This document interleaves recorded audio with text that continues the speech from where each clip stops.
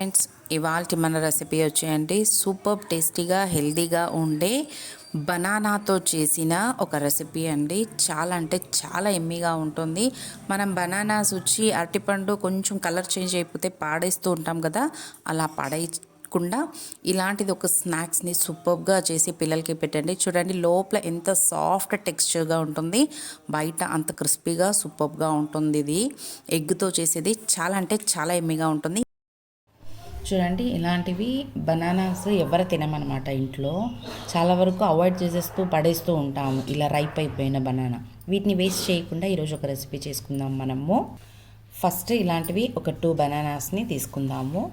దాన్ని skin peel చేసేసి ఇది ఒక బౌల్లోకి దాన్ని ట్రాన్స్ఫర్ చేసేసుకుంది. ఇప్పుడు ఒక మ్యాషర్ తీసుకుని వీటిని నీట్గా మ్యాష్ చేసేసుకుందాం. ఇప్పుడు దీంట్లోకి ఒక 1 టేబుల్ స్పూన్ ఆఫ్ షుగర్ అనేది యాడ్ చేసుకుందాము.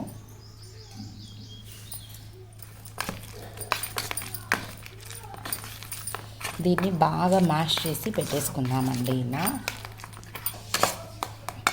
చూడండి, ఇలా బాగా గుజ్జులాగా దీన్ని మ్యాష్ చేసి పెట్టుకున్న దీన్ని సపరేట్గా ఇప్పుడు తీసి పక్కన పెట్టేసుకుందాం. ఇప్పుడు ఇంకొక బౌల్ పెట్టుకుందామండి. పెట్టుకుని దీంట్లో ఒక 2 ఎగ్స్ని బ్రేక్ చేసి వేసుకుందాం.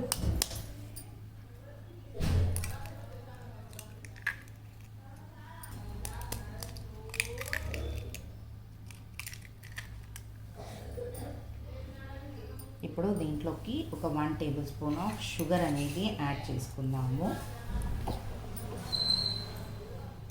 మనకు చక్కెర ఎక్కువ కావాలనుకుంటే ఇంకొక టేబుల్ స్పూన్ కూడా మీరు యాడ్ చేసుకోవచ్చు. నేనైతే ఒక 1 టేబుల్ స్పూన్ యాడ్ చేశాను. ఇప్పుడు దీంట్లోకి ఒక 1/2 టేబుల్ స్పూన్ ఆఫ్ చెక్క పొడి వేసుకుందామండి. కార్డమం పౌడర్ అంటుంటాము. ఇది భలే స్మెల్ని ఇస్తుంది, సూపర్గా టేస్టీగా ఉంటుంది, డైజెస్ట్ కూడా ఈజీగా అయిపోతుంది. ఇప్పుడు ఈ ఎగ్స్ని బాగా బీట్ చేసుకుంటాం.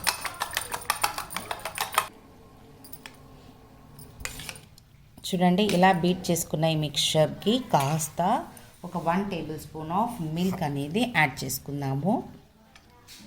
చేసుకొని ఇంకొకసారి నీట్గా ఇలా బీట్ చేసేసుకుందాం. దీన్ని ఇప్పుడు పక్కన పెట్టేసుకుందాం. చూడండి, ఇక్కడ నేను ఒక 6 బ్రెడ్ స్లైసెస్ని తీసుకున్నాను. వీటిని ఏం చేద్దాము, సైడ్స్ అన్నిటిని ఇప్పుడు కట్ చేసి పెట్టేసుకుందాం.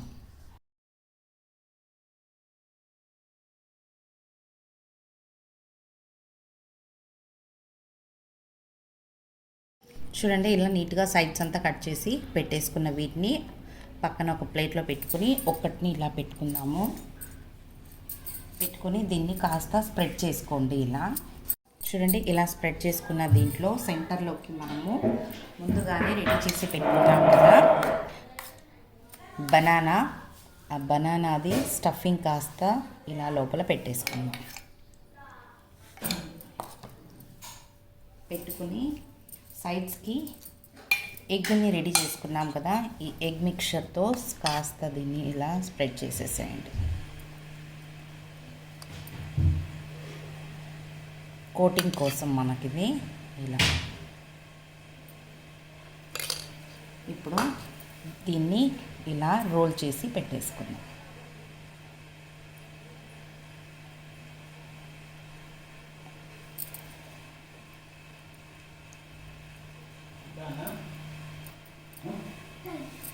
ఇలా రోల్ చేసి పెట్టేసుకుందాం. చూడండి, ఇక్కడ ఒక ప్లేట్లో వాటర్ తీసుకున్నాను కొన్ని. ఇప్పుడు మనం బ్రెడ్ సైడ్స్ అంతా కట్ చేసి పెట్టుకున్నాం కదా, వీటిని ఒక్కసారి అలా డిప్ చేసేయండి వాటర్లో. చేసేసి ఇలా ఎక్స్ట్రా వాటర్ అంతాని ఇలా స్క్వీజ్ చేసి తీసేయాలి. ఇప్పుడు దీంట్లోకి మనం రెడీ చేసి పెట్టుకున్నాం కదా బనానా స్టఫింగ్, దాన్ని దీంట్లో పెట్టేయండి. ఇలా సెంటర్లోకి పెట్టేసి దీన్ని ఇలా కాస్త రోల్ చేసి ఇలా ప్రెస్ చేశారనుకోండి, నీట్గా రోల్ అయిపోతుంది. ఇలా రెడీ చేసి పెట్టేసుకోవాలి.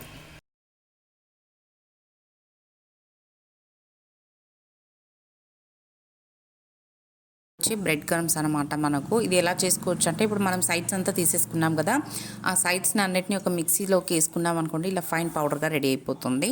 వీటిని ఏం చేద్దాం, ఇప్పుడు మనం ముందుగానే రెడీ చేసి పెట్టుకున్నాం కదా బ్రెడ్ రోల్స్ని, దాన్ని దీంట్లో ఫైన్గా ఇలా డిప్ చేసేసి మీరు బాగా కోట్ చేసేసి వాటికి ఇలా అన్నిటికీ కోట్ చేసి సపరేట్గా తీసి దీన్ని ఒక ప్లేట్లోకి పెట్టేసుకుందామండి.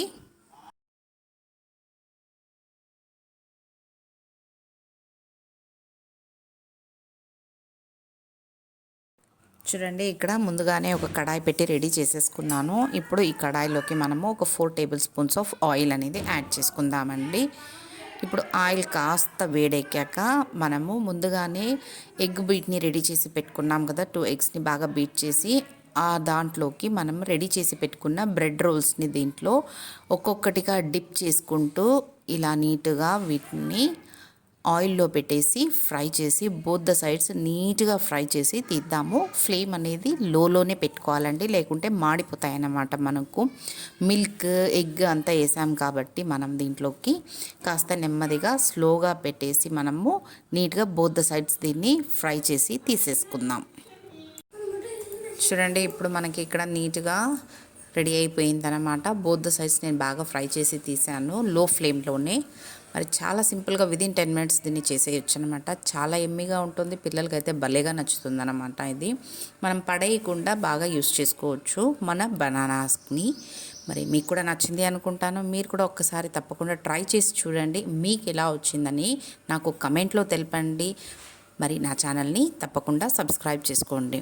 This is learnings with Geetha. Thank you for watching.